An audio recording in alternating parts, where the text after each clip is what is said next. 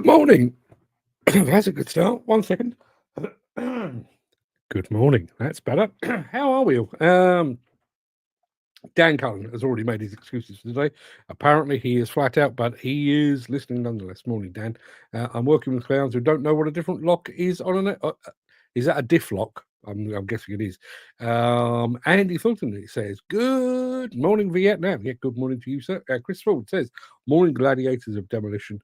May your day be a win-win. May my day just be short. That'll do. That'll do. I've actually got a conference call at 3:00 this afternoon, and that'll be me done this week. Anywho, but a couple of things, much more important than my conference call.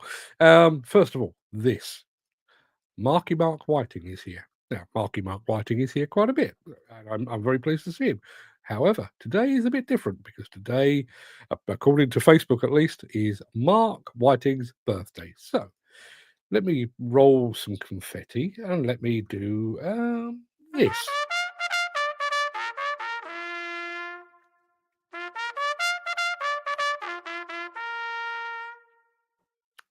Many happy returns to Marky Mark Whiting. Let me turn off the confetti because there's another thing. You can't see it, but down below on my screen there's another thing that I really wanted to show you. Let me take that off the screen. I say show you. I want you to listen to. Those of you that have been here for a while will know that we've had bits of this show that have come and gone. I'm having a bit of a tidy up at the moment to make way for the new graphics and everything else once we hit our 1000th show, which is 20 shows time. And I came across a thing this morning that, frankly, I haven't heard for quite some time. Does anyone remember this? All the news on building and construction, the latest on demolition and destruction, the mystery machine, question of the day, we have got your back. And if you stick around, we will return with the bit we call the crack. The time has come, it's time to go, so welcome to the Break Fast Show. Yeah, we had a theme tune for a little while. I don't know where I got it. I don't know why I stopped using it, but yes, that was apparently that tune was called Morning Glory. Who knew? I'm fairly sure I did it with AI, but I'm not entirely sure. But yeah, welcome to the Breakfast Show, and happy birthday to Marky Mark Whiting. Hope you're having a fantastic day, sir.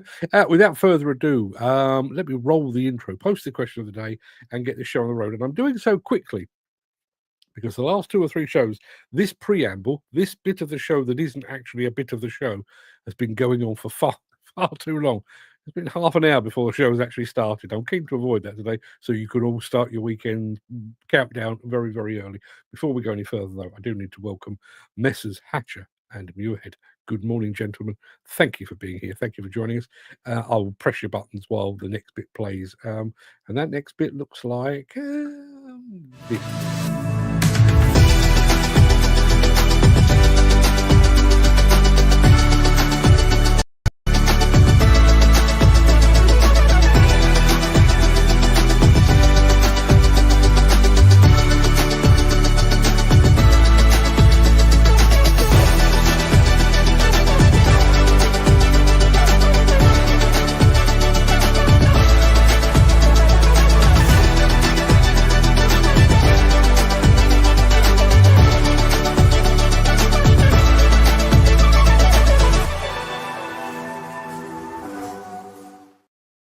It is Friday, the 15th of August, and I do need to say good morning to Jim Turner, who has just snuck in through the side door. Morning, Jim.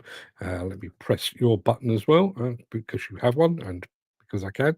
There we are. It is Friday, the 15th of August. Welcome to the Breakfast Show. I am your host, Mark Anthony, the Walrus of Demolition, the Lord High Chancellor of live streaming, and in today's show, LiuGong's exciting electric range making the grade.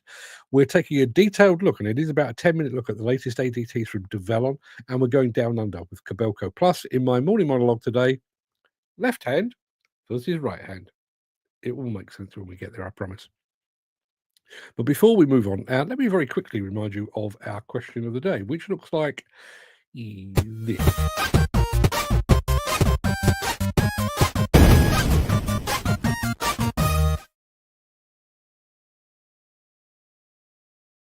Yeah. Now, our question of the day today comes once again from our resident quizmaster, Mr. Gary Muirhead, and I need lots of answers because he is watching. I can't see him, but I know he's here. So yes, his question is this: what is a thing you wish you did more of? Try to keep it clean. In my late teens, early 20s, you could probably guess my answer, but now as a man of advancing years, my answer has changed somewhat from pleasures of the flesh, like the stamina these days. I wish I could go fishing more. I wish I could go on holiday and travel more. But above all, I wish I could spend more time with friends and family.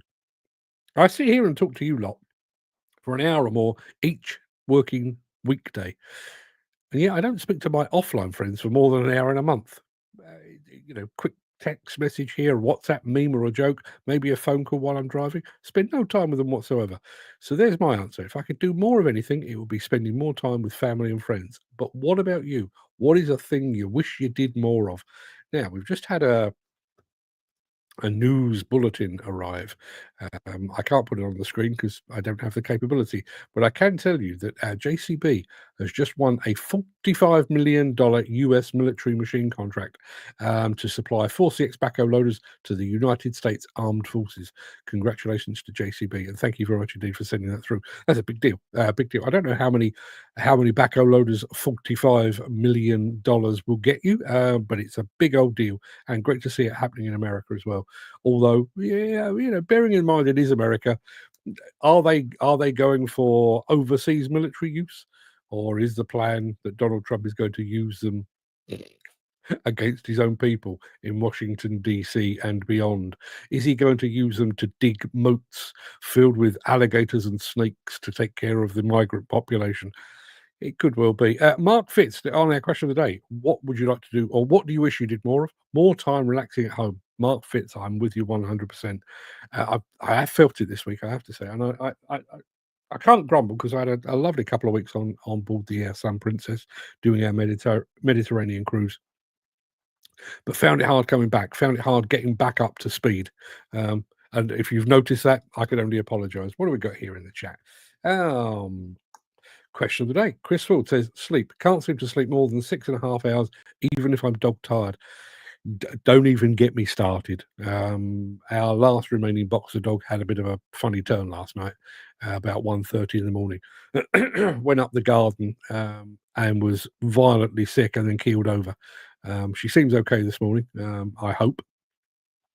But as a result of that, I slept downstairs on the sofa, keeping an eye on her, kind of. And yeah, just not the best night's sleep as a result. Dan Cullen says some people are completely brainless. Almost had set out and drive. Almost had to set out and drive the trucks too. Sometimes it's easier, rather than telling someone what to do it yourself. Ken Hatcher would rather spend more time relaxing. Wouldn't we all? Trump likes JCB. I didn't know that, although I am aware that JD Vance did pay a visit to the estate. What's the estate called? The Bamford estate, Dalesford. I think it's called Dalesford. JD Vance was in the UK earlier this week, I think, and he was there. And I wonder. Listen, I wonder if the American military has been encouraged to buy backhoe loaders. Is the 4CX actually built in America? I know JCB have their Savannah facility.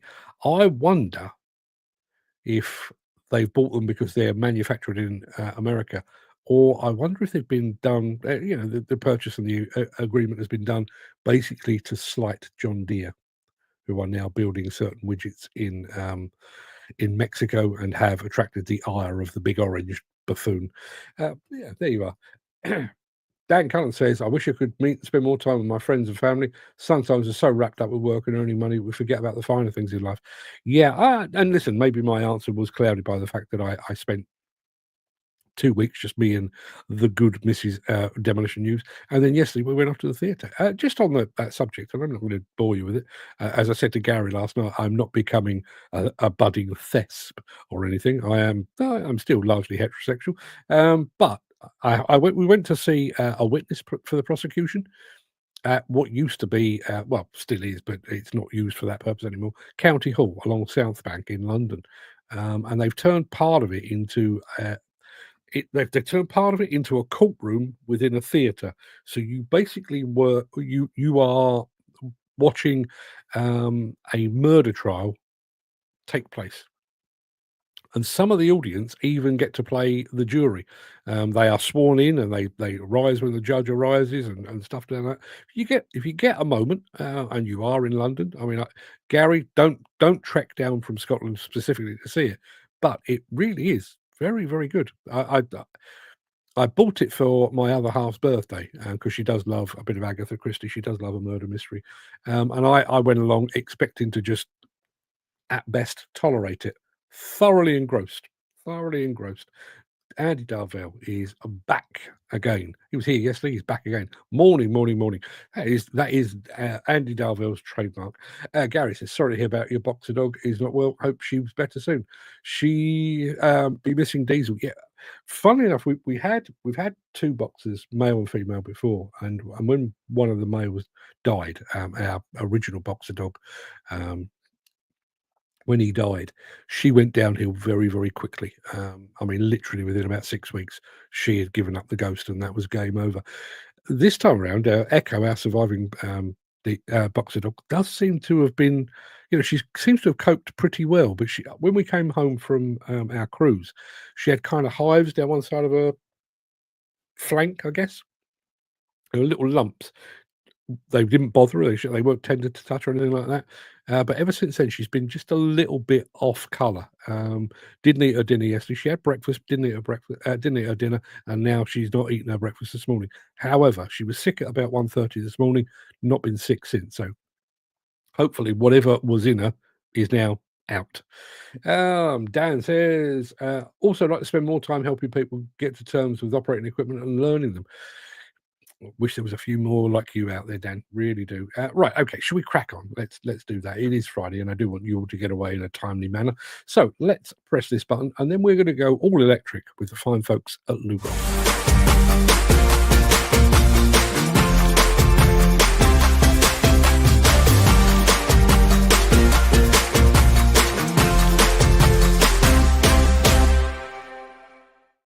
Yeah, it's time to go green, quite literally, with the LiuGong electric range. And Mark Fitz has just said the heat is a nightmare for the dogs.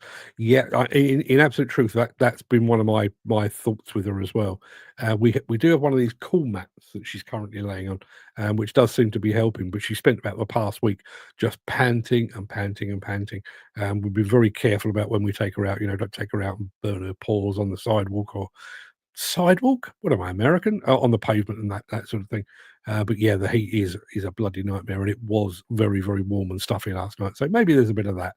We shall see. Anyway, LiuGong, let's go green.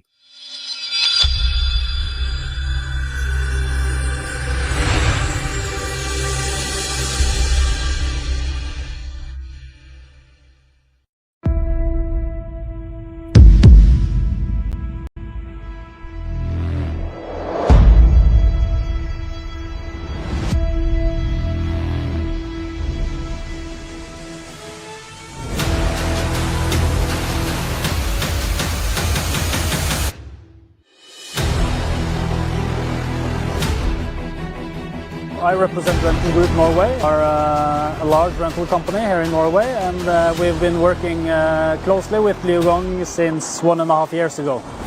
Maybe the most important for us is that LiuGong has come a long way in the R&D department. They have products that are very well developed, and they are designed as electric machines from the start, so you get a lot of benefits. Al ser eléctrico tiene algunas ventajas que hacen que la máquina sea más rápida, fácil de manejar, muy sensible, rápida y potente. En el fondo tienen un gran ahorro de combustible, un gran ahorro de mantenimiento. A mí me aligeró mucho el trabajo. Estos 4 días que yo la usé me aligeró mucho. Me doy cuenta que va a ser más ligero para cargar. Es dócil para trabajar, tiene mucha fuerza. We were asked to trial a green electric loader. We said, yeah, we're all about aiming for that net zero target, we'll give it a go. And the outcome is very impressive.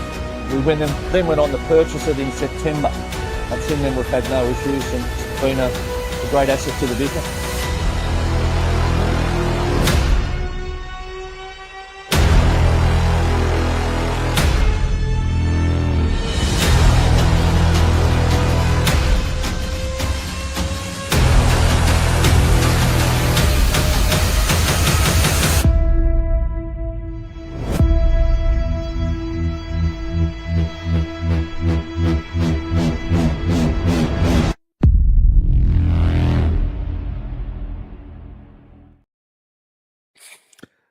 Yeah.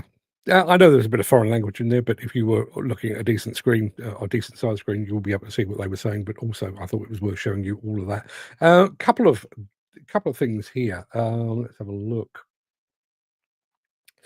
Going back to discussion of pets. See, no, hang on. Let's go back even further than that. Jim Turner says, "I don't get a chance to go very much, but I love theatre." Funnily enough, I don't. 3 of my 4 children have all appeared on stage in one way or another. And I don't just mean at school. I mean, theatre proper. And Fred went to stage school, and he did a fair old stint in the West End over a period. But no, doesn't really float my boat. But this one, maybe because of the subject matter, maybe because it's Agatha Christie, because she could tell a good tale. But thoroughly enjoyed that. Would recommend it. Gary Muirhead says, "Yeah, we get so attached to our pets. He's at Pets at Home at the moment, buying a birthday cake for our dog, who was 8 during the week." Ah, yes. Is that birthday cake edible for humans? Just asking. I like birthday cake. What can I tell you? Ken Hatcher talking about LiuGong. Apparently, there is a new dealer for LiuGong in Wales, which is Dunraven Plant. Did not know that. Mike Wolf says, "My Whippet gets early morning and evening walks only when the weather is this hot." Yeah, as I say, I mean, our old girl, Echo, is 14 years old. She's slim. She's in good nick and everything else, but she is 14, and even a walk around the block sometimes, if it's a bit too warm, is a bit too much. Gary Muirhead said, "It's only 4 weeks till the 1000th show. Can't wait." I've been trying to do the maths. I can't do it on there because that's. Let's have a look. See if we can figure it out, shall we? So 22nd, 29th, 5th. Unless I am struck down in my prime, which frankly could go, I could keel over at any moment. But unless I'm struck down between now and then, it looks rather like our 1000th show will fall on the Friday, the 12th of September. Now, as I say, if I end up doing a day out, if I have to go off somewhere, if I'm taking sick or something like that, then obviously that will shift back. But yeah, we are just 4 weeks away. Thank you for that, Gary. Had a long chat with Fred about that last night. We're still working on it, making sure that's a big deal when it arrives. Let's have a look. 1000th show is coming up. Big milestone. It really is. I mean, obviously, you guys have been here since a lot of you guys have been here since the very beginning. At no point when I unveiled this show, in its previous form and in its current form, at no point did I think one of these days I'll be sitting here saying, "Welcome to the 1000th episode." It blows my mind. It also blows my mind the fact that this started in COVID, which is now more than 5 years ago. More than 5 years ago. Ken Hatcher saying, "Good order for JCB for its workers as well." Yeah, absolutely. As I say, I don't know whether those 4CXs will be built in Savannah, which I think is in Georgia, fairly sure, or whether they'll be built here and shipped over. Doesn't actually matter. What I would say is it's a big deal. A big deal for JCB. $45 million, not to be sniffed at. Fair play to them. Gary says, he says, "I don't think we should underestimate these Chinese brands. They seem to be to be very good alternatives to other brands. And with each passing day, each passing week, each passing month, they seem to get better still." I mean, I think we would all admit. I think even the Chinese brands themselves would admit they had some catching up to do. The first generation of Chinese machines that made landfall here in the UK and here in Europe, not that great. But with each passing generation, they get harder and harder to spot the difference between the Chinese brands and the more familiar brands. They're part and parcel of the industry now. Interesting to see how the whole dumping duties thing plays out. Will we continue to see those Chinese brands making such inroads, or will that curtail them for a while? We shall see. Dan says pets are similar to people as they get used to companions. If one goes, the other misses, and parts company shortly after. Yeah. As I say, saw that up close. And our bitch was about 7 years younger than our dog. And what I thought was really unfair was I wouldn't say he was slowing down, because he never really slowed down. but we bought her, and her arrival basically gave him a second lease of life. Really gave him a second wind, and brought out his youthful side again. And for several years, 5 or 6 years. But then he passed away, and that was it. That was her done and dusted. Some interesting design work there from Ed Wagner and Gary Major at LiuGong. Yeah, absolutely. Gary, if you're watching, I tip my hat in your general direction. Ken Hatcher saying, wow, 5 years old. More than 5. If you think, this show isn't actually 5 years old. I think I did my first actual live stream around about March the 22nd, 23rd in 2020. My live streaming career is 5+ years, but it wasn't until February the following year that we actually launched the Breakfast Show. So we're 1,000 shows strong, middle of September, but our 5th birthday is in February of next year. Largely coincide with the 10th anniversary of the Didcot disaster. Speaking of which, our friend Mick Norton sent me a message yesterday saying that the police have announced, the Thames Valley Police have announced that they are making significant progress. And he actually said, "Is this the news we've been waiting for?" I checked my files, and apparently they've been making significant progress for 9.5 years. So I'm not holding my breath. I still believe that we will hit 10 years without any real answers. Keep watching, you'll find out. Just on the subject of power stations, hats off to the team at Brown and Mason who completed a record-breaking blast at Cotton Power Station yesterday. I don't know how many cooling towers came down, but it was one hell of a job. I'm not showing it to you because me and Brown and Mason are not the best of buddies. They backed the wrong horse. That's probably the best way to put it. Ken Hatcher says, problem is China is getting better and better. Look out. Yeah, they are. Coleman's changed livery and carried on, says Mark Fitz. Yeah. They absolutely did. Listen, they did that in the aftermath of Didcot. All the companies that were caught up in the CMA investigation didn't necessarily change livery, but they just dusted themselves off and carried on. Some of them to enormous success. Is that to the greater benefit of the industry, though? I wonder. Chris Ford says the only time my hooligan has to worry is if we go for a walking with Mr. Winchester. Only one of them will be coming back. Shit job, but I couldn't leave them with a vet. Yeah. Well, I did go through a bit of that. We went through a period. I think the 3 times we took dogs to the vets. This is not currently, but a few years ago, we back to back. We went to the vets once. Dog didn't come home. Went to the vets, dog didn't come home. Went to the vets, dog didn't come home.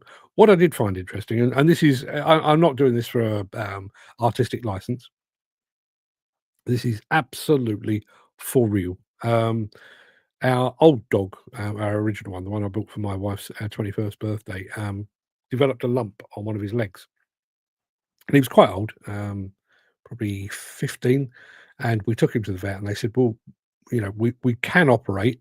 He may not make it, but it will give him comfort of life and everything. We took the opportunity. We took the decision rather. He was 15 years old. He'd already had a very good innings for a boxer. But if we could make him better, we would. So he went under the knife.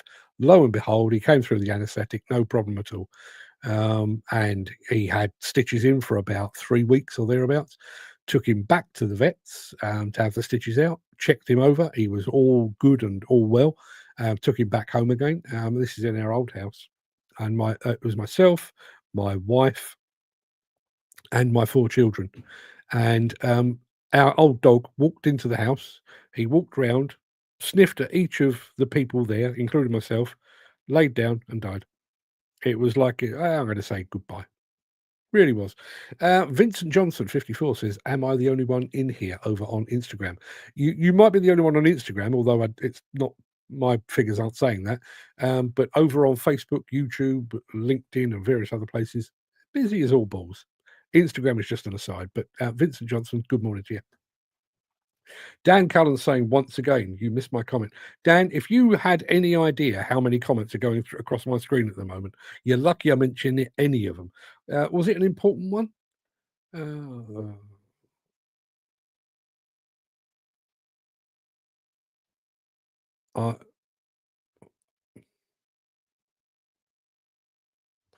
on a minute. There we are. Dan Cullen. I knew next door neighbours were married for 75 years. Husband died, and after he was buried, the wife passed away, and they were lovely. Sorry for missing that one. Should have picked it up. But yes. And Vincent Johnson. I'm sorry for your dog. It's a long while ago, Vincent, but thank you for that. That's much appreciated. And Gary, putting Dan in his place. You post so many comments, it's hard to keep up. Yeah, and just by way of explanation, I have Instagram comments on that screen, and I have YouTube, Facebook, LinkedIn comments on that screen, and the two of them are doing that. And my eyes, I do not have the eyes of a chameleon. I can't watch both. So sometimes if I'm looking over here, these ones get ahead of me, and if I'm looking over here, you get the idea. Anyway, enough of my excuses. Let's crack on with the show. We've got a longer film for you coming up. It features Develon ADTs. It's 10 minutes long. I'm going to dredge it off my hard drive. So while I do that, let me play you this. If you are enjoying this episode, please consider supporting the show. You can leave us a tip at buymeacoffee.com/demolition news. Yeah, as I say, this film actually it's almost 11 minutes long, which does actually mean I've probably got enough time to go and make myself a cup of tea. So I'm going to play this. Comment away. I will pick up with the comments in just a moment. But I'm going to go and have a cup of splosh. Yeah, because it's Friday. Why the hell wouldn't I? So let me open this up.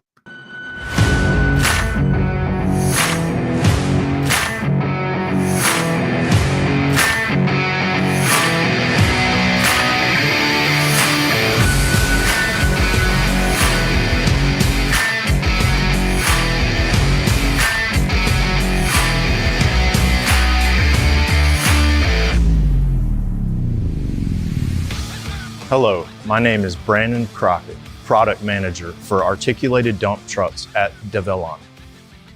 Sitting behind me is our DA30 Articulated Dump Truck, and today I will go over some key features and benefits that make our ADT lineup a versatile machine used for a variety of applications, including residential construction, commercial construction, materials, waste, pipeline, highway, and many more. We offer two proven ADTs, the DA30 and DA45. Develon has over 50 years experience designing and engineering articulated dump trucks dating back to 1972 with the original 6x6 Moxie model D15.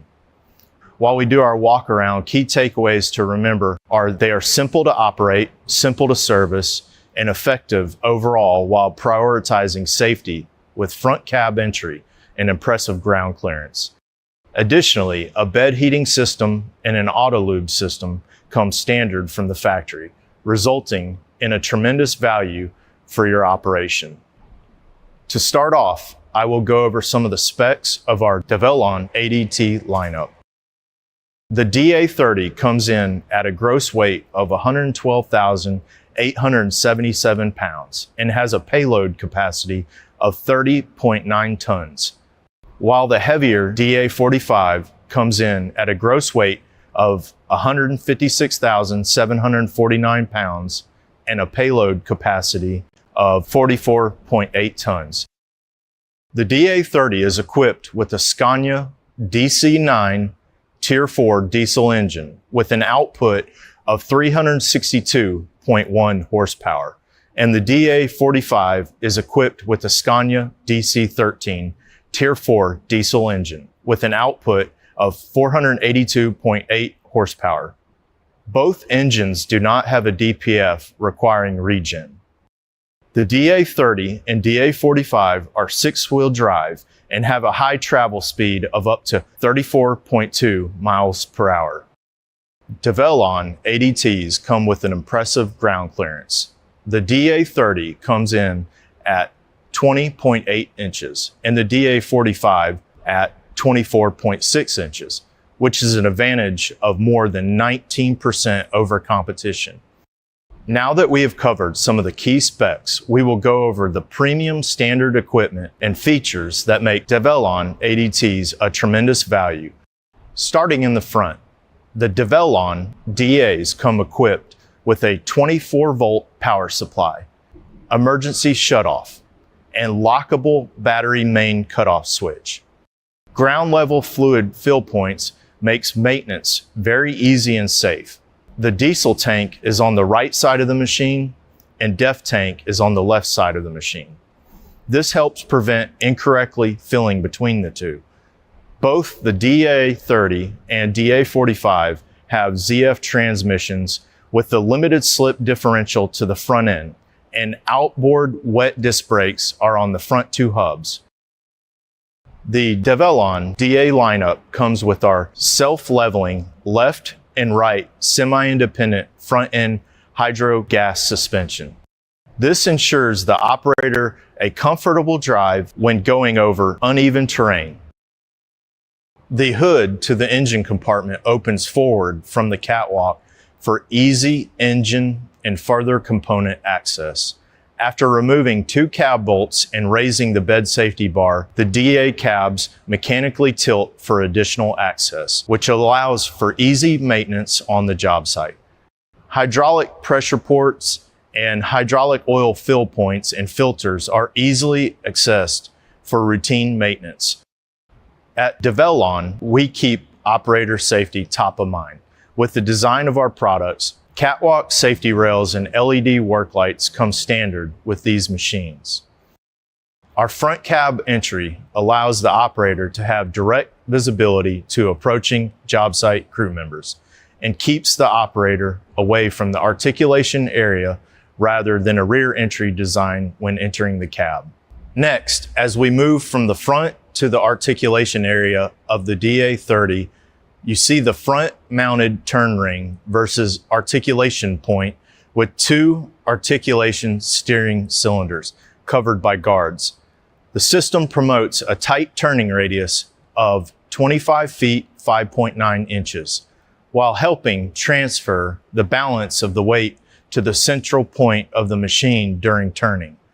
Both ADT models have a red safety locking bar for locking articulation during transport. Develon DAs include a centralized, easy refillable auto lubrication system and a bed heating system to keep material from sticking. Develon is the only OEM that provides both as standard equipment from the factory. Moving from the articulation area following the A-frame back to the rear Kessler built axle, you will see the unique dual bogie system. The dual bogie system has 4 gears that are siloed off with oil bath to ensure adequate lubrication when on various terrains. The 6-wheel powered drive system optimizes components to keep wear and tear down. Most importantly, through the combination of articulation plus oscillation and the left and right bogie swing capabilities, all tires keep contact with the ground, providing a stable payload carrying platform in tough terrain. Rear braking is provided by wet outboard brakes on the front left and front right bogies. Develon ADT beds are sloped forward at a 7-degree slope, balancing out the weight load through the entire 6 wheels when hauling materials up and down hills. The standard tailgate comes with a HD chain to hold the tailgate in place while the bed lifts to dump material. Moving to the rear of the machine, all DA units include a standard rear view camera, providing additional visibility and safety. The operator can see what is behind them at all times on the cab monitor. Now we will head into the cab. Once inside, notice how spacious the pressurized and sealed cabin is. Every Develon ADT is equipped with heated and air ride suspension seat, adjustable mirrors, heat and AC, radio with Bluetooth, 12-volt power supply, and 2 USB ports. You will also notice the simple and ergonomic controls. The monitor displays various machine real-time data available to the operator, payload data recorded by the VCU, trip data, and various service data as well. The control board to the right allows you to set up the machine with operator preferences, everything from lighting to enabling the longitudinal limited slip differential. First, the Tiptronic shifting capability. Holding the button on top of the joystick and pushing forward engages automatic drive. Push forward to drive forward and pull back to reverse. Bumping the joystick to the left will automatically engage manual drive, shifting down. Bumping the joystick to the right shifts back up. As you look to the right side of the Tiptronic gear shift, you will see the dumping bed lever. Forward to lower the bed and reverse to dump. In its center, you can hold down the button to speed up the RPMs and bed dumping speed rather than the operator having to hit the pedal with his foot. On the right of the steering wheel column, there is a hydraulic retarder lever where the operator can bump the lever backwards to adjust the retarder into a more aggressive setting or forward to reduce the retarder. From there, when going downhill, the retarder will engage as the operator releases the travel pedal. While our ADTs come standard with many premium standard features, there are several options available to customize an ADT for your specific job site. This includes various tire brands and makes, including earth-moving, quarry, and wide-tired options, sideboards, and a bed liner. Finally, you get peace of mind with our standard Develon warranty. The 12-month, 2,000-hour warranty includes factory-backed part and labor coverage as specified by Develon. Covered components are also fully backed by Develon, and your standard warranty is transferable if you ever sell or trade in your machine. Develon products come with My Develon Fleet Management. The telematics record critical machine data via cellular or satellite for the life of the machine.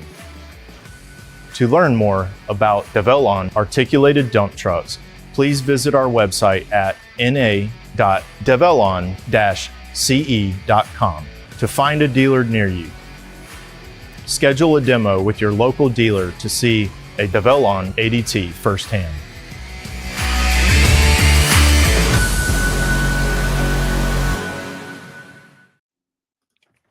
Very, very thorough indeed. Now, there's a good discussion to be had here. I don't want this to be one of those where we go off sideways and never finish the show, but it may well be. I'm going to do this one first. Dan Cullen says, 301 horsepower, why not 300? You know how it works. It's like the spinal tap amplifier. This one goes to 11. Given the choice between 300 horsepower and 301 horsepower, which one are you choosing? 301 for me, please. Louis Brookhausen has just joined us over on LinkedIn. Not on LinkedIn, he's over on Instagram. And Louis is the main man at Rotar. Louis, good morning, my friend. Hope you're fit and well over. I'm assuming you're in the Netherlands at the moment. Vincent Johnson just said, what time is it for you wherever you are? I am in the UK and it is currently 10:40 in the morning, 20 minutes to 11.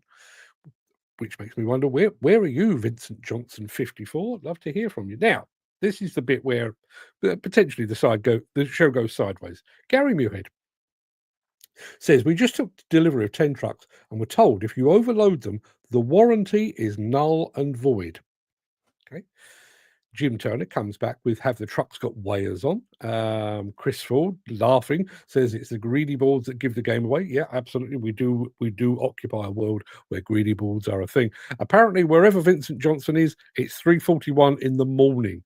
You're the other side of the world. Are you down under? Oh, is it? No, sorry, my apologies. He's in Canada. I'm going to say lovely part of the world. I don't know. I've never been. Desperate to get there. Whereabouts in Canada are you, Vincent? Keep us posted. So Gary Muirhead then responds with this. Yes, Jim, and the telematics sending the information back to Develon every single day. Jim Turner then responds, sounds like they bought the wrong dumpers, Gary. Gary then responds with, I was told not to overload them. My reply was, the man's paying for all four corners. And our friend Vincent is over in Alberta in Canada. Lovely. I'll come back to these other bits and pieces in a moment. Gary says, yes, Chris, we could have gone for Volvo, but it was 18 months wait, and these were available now, and we need them for the project now. Vincent Johnson has also said Alberta, best province by far. I will have to take your word for it because I have no measurement on these things.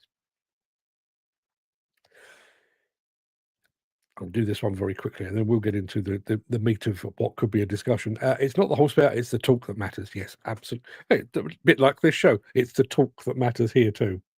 Spelled different, meant yeah, you get the idea. Telematics. I've tended to look at the potential benefits of telematics, problem solving before a problem becomes an actual problem and so on down the line, building up data to see where savings can be made. But what about this as the flip side? Where I'm not entirely sure how you say it in your part of the world, but effectively, when your machine is potentially dobbing you in, grassing you up, snitching upon you for things that you shouldn't be doing. And how far do you go with that? Can you nullify your warranty for over revving? Constantly running in flat out. One of the other points as well is, even if these things have got weighers on board, weighload systems on board, what constitutes overloading? So let's say it's a 30-ton class truck, and you hit, just out of, the excavator operator, he's doing his job properly. He's got a full bucket load, and he drops in 31 tons. Is that acceptable? 32? Is it 35 where Develon starts to get upset? What is the cutoff point? And given the fact that we now have machines where we have cameras in cabs and that sort of thing, what other things might be reported back via telematics that might actually make your job rather than better, but more difficult? Too many fag breaks, for example. Let me know. Gary Muirhead says, telematics only benefit manufacturers for not paying for work being done under warranty. It's a point. I mean, I will take a more measured approach than that, and I will say, one of the things that I've spoken to JCB about at length is how they are taking, real life data from telematics or from their system, and then using that to improve and enhance the next generation of machines, so they can see, weak points, use cases and use curves and stuff like that. I think that is a major benefit. As I say, the idea of telematics identifying a problem before it becomes an actual fault, that's a great idea. But yeah, if your machine is dobbing you in, that's not great. Vincent John says I should go to sleep. Good night, everyone. Good night to you, sir. It's a late night, isn't it? Very late night. You're not in one of those parts of the world where it's still sunshine in the middle of the bloody night, are you? I've been to a few of those. Freaks you the hell out. But good night, Vincent. Thank you very much indeed for all your comments. Gary Muirhead says the DA30 dump truck can only carry 28 tons max. Are we not being shortchanged? I don't know. It rather depends. Did you buy a 30-ton truck or did you buy a 28-ton truck? There is your issue. And bearing in mind what he's just said, if you were to put 30 tons in there, did you just nullify your warranty? And how many times? How many times do you have to do that? Is one slightly overloaded truck acceptable? Is 2? Is 10? Do you have to do it consistently? Do you have to do it once?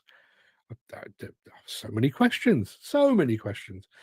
Everybody, keep the chat coming. We're going to be back in just a moment. We're going graders next in just about. Since the finance bill came into effect in April, the construction industry has seen a surge of fuel thefts. The rising cost of living has placed an additional risk of theft by employees and contractors, as well as opportunistic thieves. By using diesel dye and placing warnings of its use, you are sending a clear message that this is your fuel.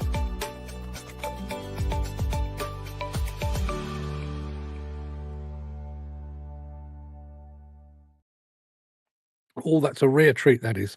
Hot tea in the middle of the show. I need to play more longer videos. It allows me to have an additional cup of tea. Either that or I need a flask. Tea out of a flask never tastes quite the same, does it? Anyway, what have we got in the chat here? 30-ton trucks and 2-ton short per load soon adds up on a large project. Yeah. Simple set of maths. Every 15 loads, you've lost a truck.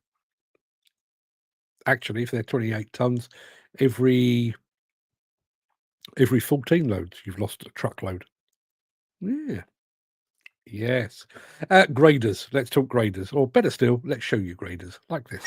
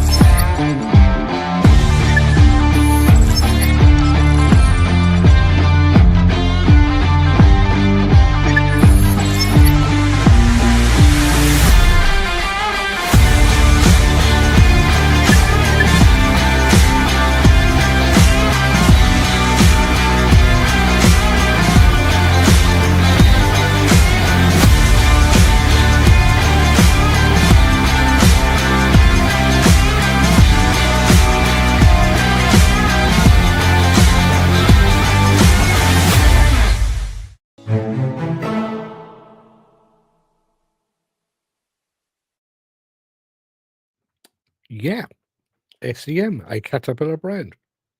No idea where in the world SEM are, but yeah, those are the graders. What I can tell you is next we're going to Australia. We're doing so with Kobelco. We'll do so. Fasten your seatbelts while this is playing. We're going to take over in just a minute.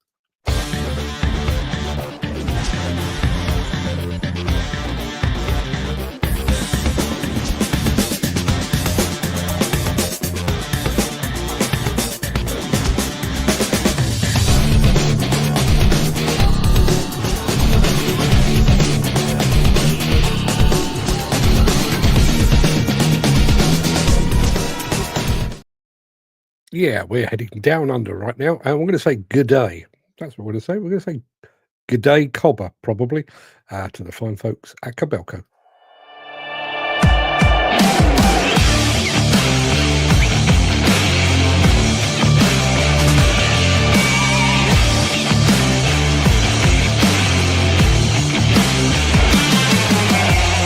My name's Nathan and I'm a project manager at Zanetto Civil. I've been with the company 18 months now. The owner is Paul Zanetto. He started the company over 25 years ago and started out working on small private jobs. We then grew the company into a company that works on public authority and private jobs, but of much larger scale.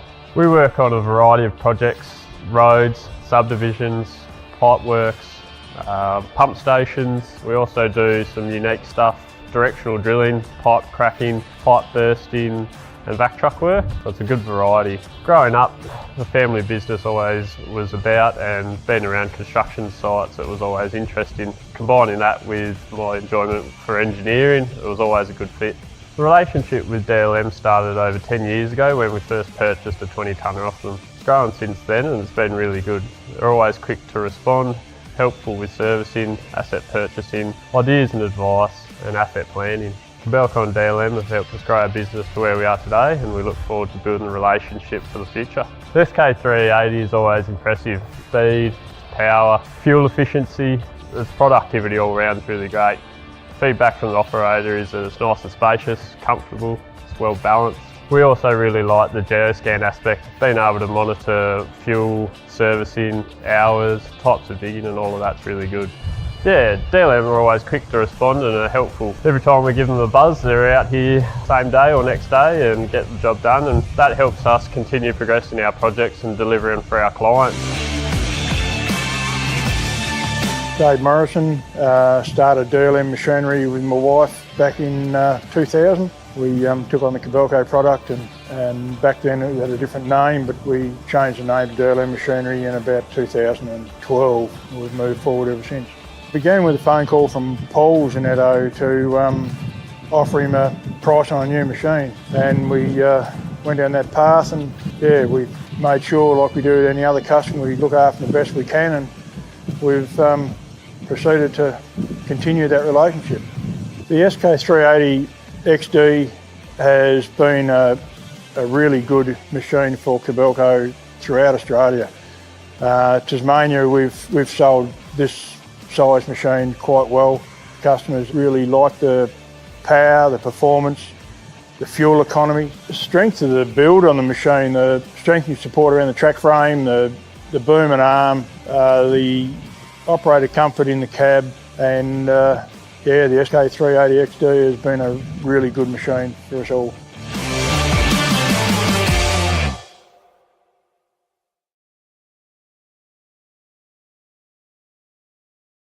Yeah, love us a bit of Kobelco. Anyway, that's about it for the main part of this morning's show. It's also it for the week. Can you believe it's already a week? This time last week, I was on board a ship. Maybe not. I was off board. I was in Malaga. I was strolling on the beach, surrounded by semi-naked women, which is not a bad place to be. I was in Malaga, preparing to sail to Barcelona overnight before getting off the ship for the final time and then heading on home. That was a whole week ago. How on earth has that happened? What's this in the chat? Great piece of kit, far better than Hitachi, says Dan Cullen. I'm sure Hitachi might have something to say about that. Anyway, that's about it for the main part of this morning's show. I'm going to roll the outro for just a second before leaping gazelle-like over into my morning monologue. If you can't stick around for that, please stay safe. Look after yourself, your family, your friends, and your colleagues. I hope to see you again very soon. Monday would be ideal. I'll be back here on Monday, all things being equal. But if you do have the time and the inclination, I will be back with my morning monologue immediately after this.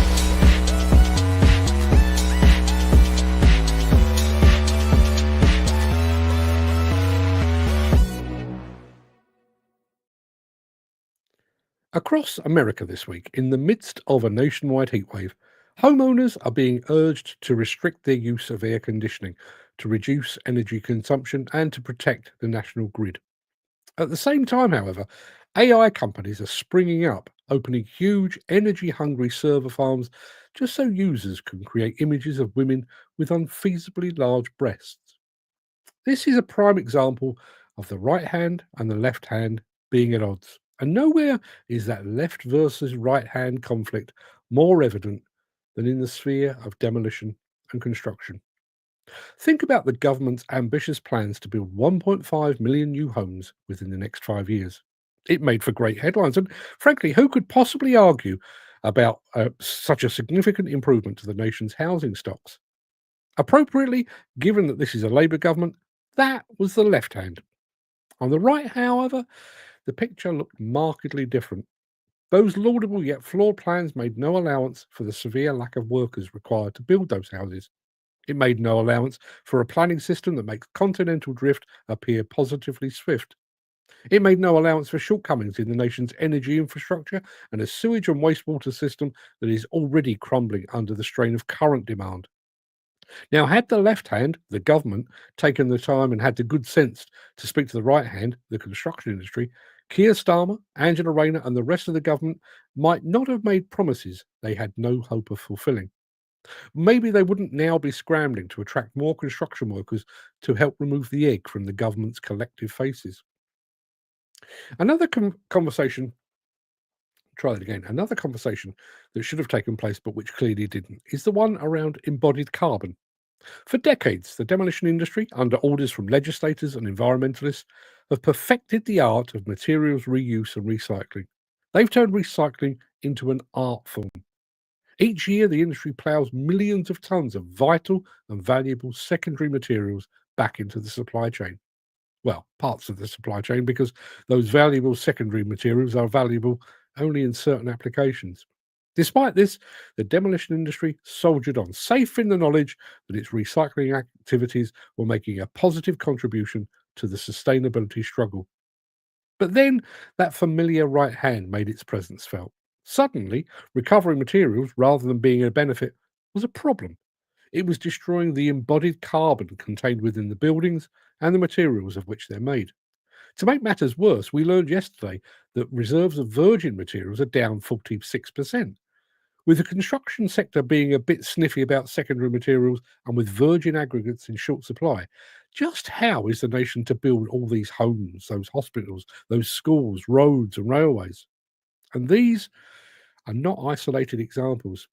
As a nation, we started to close waste landfills, once again to safeguard the environment. A positive left-hand move. The problem is that with fewer and fewer landfills, waste now has to be hauled further, burning diesel as it's hauled, and thereby negating any environmental gains.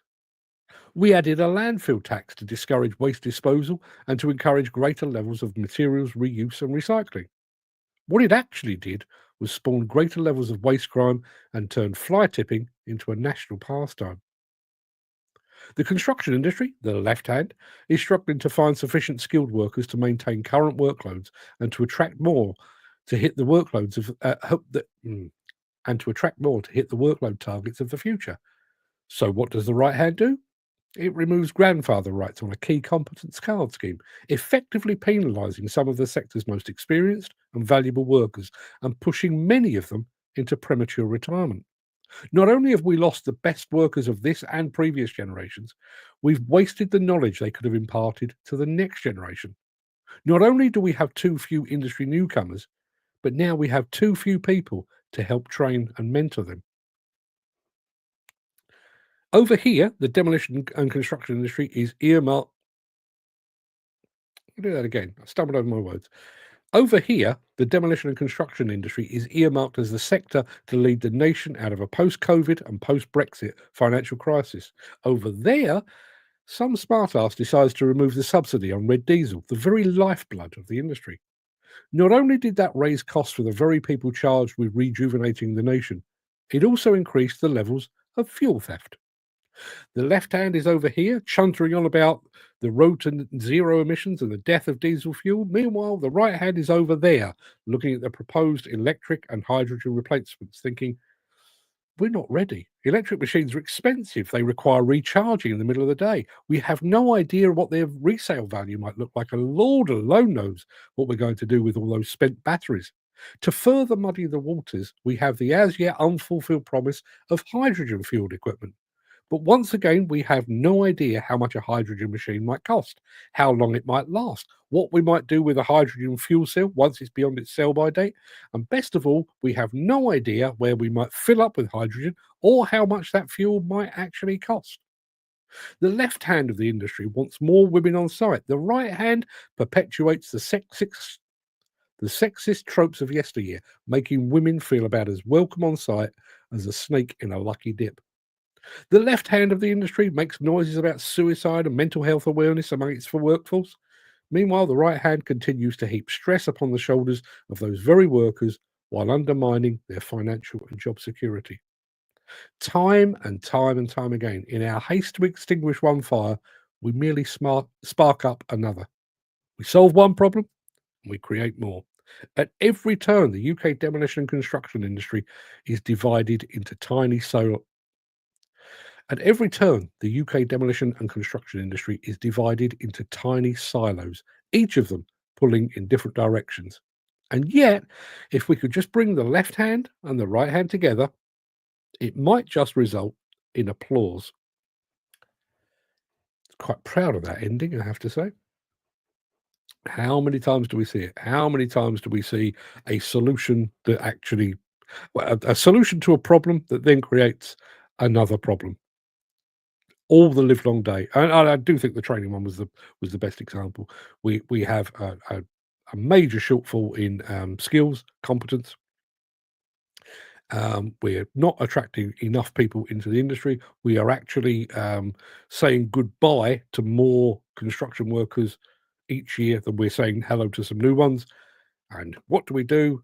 We decide actually we're going to make it harder for those experienced, knowledgeable, and highly valuable workers that are already here to stay here. We're going to take away their grandfather rights. Smart, right? And apparently we have a leadership in this industry. Do we? What do we got here? Problematic, he says. It's madness. It is madness. Jim Turner says, as I said the other day, more smaller quarries than those many holes in the ground mean waste doesn't have to go as far to be tipped, which is absolutely true. Absolutely true. Getting planning permission for a small local quarry, incredibly difficult. Turning that small local quarry at the end of its days, when it's just an unused hole in the ground, turning it into a landfill, even harder still. Nobody wants a quarry in their backyard, and even those that are willing to tolerate it certainly do not want a landfill in their backyard. Time and time again. NIMBYism writ large. Listen, and I'm going back a long way here. I remember a mate of mine in the industry wanted to open a materials recycling facility down near Bristol. And he went to see the local council and said, we've already got this land. We have this land here. We're already, paying our rates and everything else. You can see, we are of good standing, and we're very committed to the environment. You, Mr. Councillor, have your very ambitious targets on recycling.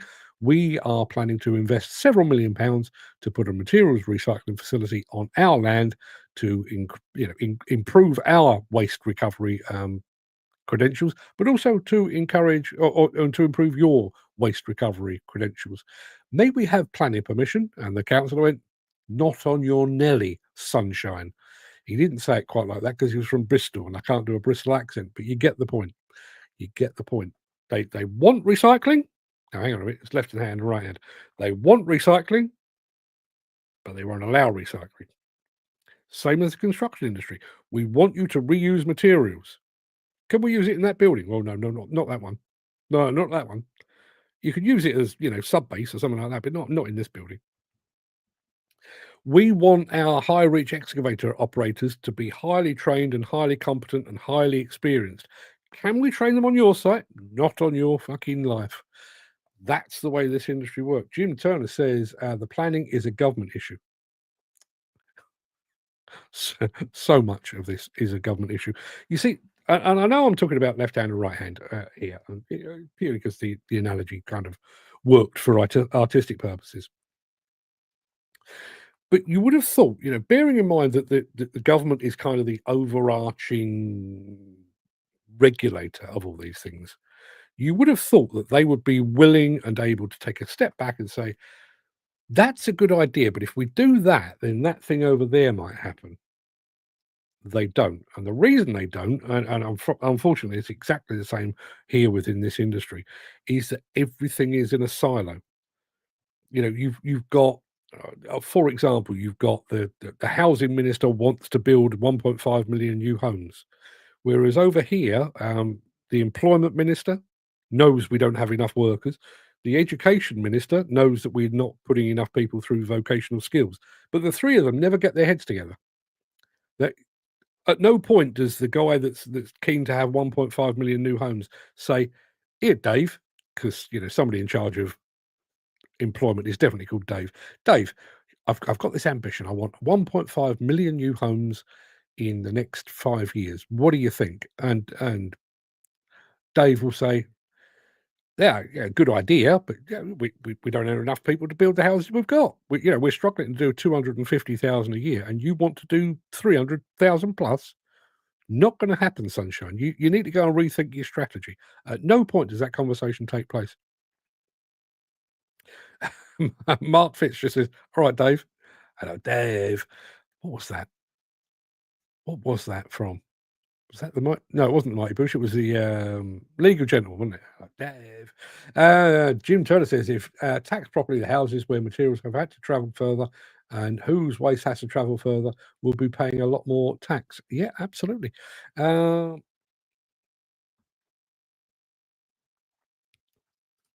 Have you heard anything more from the so-called do-good era, Save the Planet mob, that want to reuse property that were due to be demolished? Daily. Yeah, we're hearing about it daily. And listen, there is a bit of me that kind of agrees.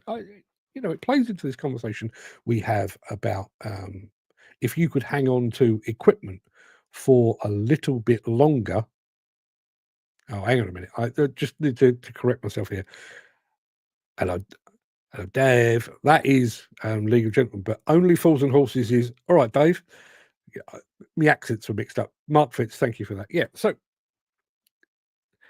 if you want to reduce the true environmental impact of construction equipment, if you can make your machine last, rather than 4 years, make it last 5, rather than 5, make it last 6, if you can make it last for 10 years, possibly with a rebuild somewhere along the lines, that will be better for the environment than building new machines to replace them. Same applies with buildings, with housing stock. If you can get more out of what we already have, you've got less concern about embodied carbon and so on down the line. There is an argument to be had there. But nobody is looking at the bigger picture. On the one hand, you've got people saying, we need to refurb and retrofit and everything else. But that is ignoring the fact that over here, demolition makes space for the new. In making space for the new, it is also creating secondary aggregates that could possibly be used in the next one. The left and the right hand are supposed to feed each other. Where did Hello John Got a New Motor come from? Alexi Sale did a song called Hello John Got a New Motor. Yeah, around about. I was at school. I'm going to take a wild stab at like 1979, maybe 1980, thereabouts. Let me have a look.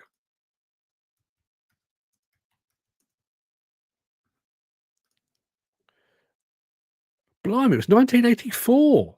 1984. Wow, who knew? Yeah, it was a rubbish song. I always struggled a bit with that Alexi Sale. I can't, I kind of admired his writing, but as a comedian, about as funny as a kick in the groin. Having said that, he was very good as the vampire landlord in The Young Ones, if anyone remembers that. Yes. So yes, right hand and left hand. Now, just a very quick heads up, because I have already written it. In fact, I almost did it today. I've got a story for or monologue on Monday, which I don't actually have a working title for as yet. I normally start with a title, and I've not done it this time. But I'm going to be likening the UK demolition and construction industry to an aging boxer. I don't mean dog, I mean, fisticuffs. I'd get punched to shit if I stood like that. Yeah, an aging boxer that's taken maybe a few blows too many, had a few fights too many, but remains battered yet unbowed. That will be Monday's morning monologue, assuming I can come up with a sensible title for it. So yeah, look forward to that. While I've been talking, the written version of today's morning monologue, right hand versus left hand, is already dropped over on Substack. It's also dropped over on LinkedIn. You can pick it up on demolitionnews.com and so on. Loads of stuff going on. But yeah, don't forget, Dillian White division. We're talking boxing. Was Dillian White any good? Was he the one with the big punch but couldn't do much else? Is that Dillian White? Can't remember. See, wrong era of boxing. You know, my real love of boxing, kind of the late 70s, 80s. I obviously grew up watching Muhammad Ali and Joe Frazier and so on down the line. But I think my real passion for boxing was that period of the 80s with Sugar Ray Leonard and Tommy Hearns and Marvin Hagler and Roberto Duran. Yeah. Apparently, Dillian White is fighting tomorrow. Is he? I thought he'd retired. Goes to show. The boxing industry, not much. Listen, I don't want to go down this line too long, but the boxing industry, not unlike the demolition industry of today, lacks characters. You know, I mean, I never bought into the whole Tyson Fury Gypsy King thing. I thought that was a load of old bollocks.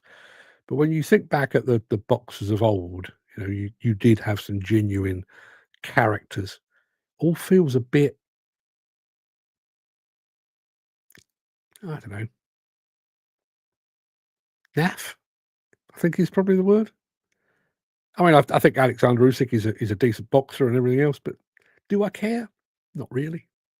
Not really. Haven't done a boxing pay-per-view since Tyson retired. I don't care. Apparently, Dillian White is 37 years old, and his opponent is 21 years old. He's going to need that big punch, then, isn't he? Andy Thornton says, going to send you an email in response to your New York broken window earlier this week. Thank you, Andy. I look forward to reading that. I I hope it's not shooting it down in flames. It's too late. It's out there in the public domain, but I look forward to reading that. Just one thing that I didn't mention, and I feel kind of weird at mentioning this. Although it wasn't him that actually devised the broken window policy, it was him what adopted it. Rudy Giuliani, who was at the time the mayor of New York City. He was also the mayor of New York City at the time of 9/11. And I personally, you know, I think history may judge him rather differently. But at the time, I thought Rudy Giuliani was the perfect mayor to be in charge when 9/11 happened. He was, in my opinion, very, very good. Did all the right things, said all the right things, so on down the line. So anyway, about, I don't know, maybe a year after 9/11, Rudy Giuliani wrote a book, which I bought. I wrote to Rudy Giuliani and said, you know, having watched your actions post 9/11 from afar here in the UK, have to say, hats off to you, and thoroughly enjoyed the book. He wrote back. I've got a copy of Rudy Giuliani's book here somewhere. I don't know exactly where it is, but I've got a copy of Rudy Giuliani's book with his letter to me, signed. And then he went and hung out with Donald Trump. And now, rather than being proud of that book and being proud of that letter, I'm kind of embarrassed to have it in my ownership a bit. This is the best Freudian slip of the day. Dan Cullen says, I missed the old Dyson. I thought he was going to be talking about his hoovering. And then he corrected himself and said, Tyson. Yeah, there's a big difference. Yeah, I miss the old Dyson. There's dust everywhere in my house. Mark Fitz says chip paper. Yes, well, listen, I am very much in the chip paper generation business. You know, I sit here and sweat blood and tears and other bodily fluids to deliver a morning monologue. And people say nice things about it generally while I'm airing it. And then by tomorrow morning, everyone will have forgotten what the fuck I've said. I am in the chip paper generation business. Gary Muirhead says, I used to love going to a boxing night in a social club or pub, watching the amateurs. Great nights. That is one passion I've never lost, is amateur boxing. And I realise it's a raw and what is it? It's red in tooth and claw. I remember doing one. May have been, was it Erith that invited me to? I can't remember. So a demolition company invited me to a boxing evening at the Cafe Royal in London. So, which is a weird juxtaposition, you have to say. You know, very upmarket place with, you know, a pretty bloody sport. Anyway, we were lucky enough to have ringside seats, and we're sat there eating posh nosh while there's a couple of blokes in the ring beating the living shit out of each other. And at one point, ended up with somebody's blood on my plate. Yeah. Did it stop me eating? Did it, buggery? Did it, buggery? I was a hungry lad. What can I tell you? Anyway, people, that's an hour and 16 minutes of your life you're not going to get back. I'm going to be back here on Monday morning, counting down 20 more shows to go before the big 1,000. So if you could be here on Monday to talk about boxing and analogies and stuff, love to see you. Till then, everybody, have a fantastic weekend. Look after yourselves, would you? I'll see you very soon. All the best.